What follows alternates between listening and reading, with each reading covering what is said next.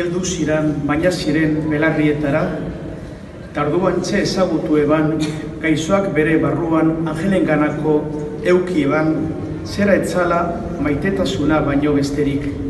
Literatura arloan, nire ustez, ontsa hobeto konsideratua dago lehengo urteetan baino.